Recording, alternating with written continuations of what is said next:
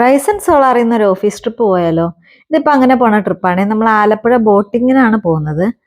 Just ഒരു one day ട്രിപ്പായിരുന്നേ. രാവിലെ നമ്മൾ ട്രാവലറിൽ എല്ലാവരും കൂടെ ചാലക്കുടിയിൽ നിന്ന് ആലപ്പുഴ വരെ എത്തി. അവിടുന്ന് പിന്നെ ഓൾറെഡി ഹൗസ് ബോട്ടെല്ലാം ബുക്ക് ചെയ്തായിരുന്നു.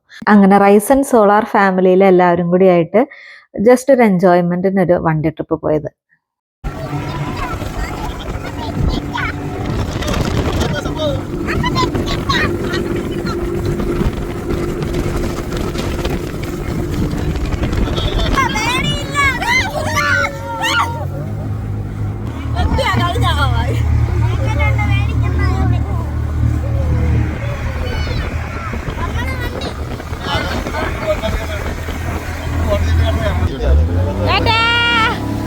ഓ, അതിൻ്റെ ഇടയ്ക്ക് ഒരു സ്പീഡ് ബോട്ട് വന്നിട്ട് വല്ലാത്ത അനുഭവമായിരുന്നേ.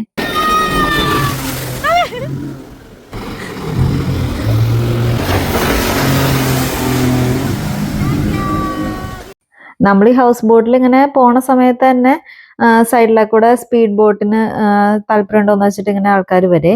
അപ്പൊ അങ്ങനെ കയറിയതാണ്. എൻ്റെ ദൈവമേ, ഞാൻ ഇത്രയും വിചാരിച്ചില്ല.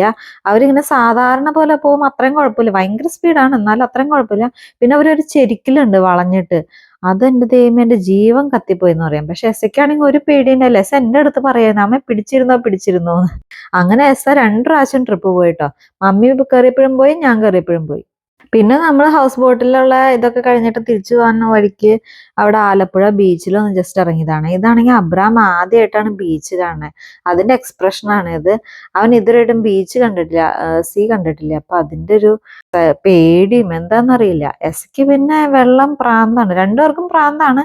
പക്ഷെ ഇവന് ഇങ്ങനെ തിരമാലയൊന്നും വരണത് ഇതുവരെയായിട്ടും കാണാത്തോണ്ടേ അന്തം വിട്ടിരിക്കുകയാണ്. കുറെ നേരം എടുത്തു അവനൊന്ന് താഴെ ഇറങ്ങാനായിട്ട്.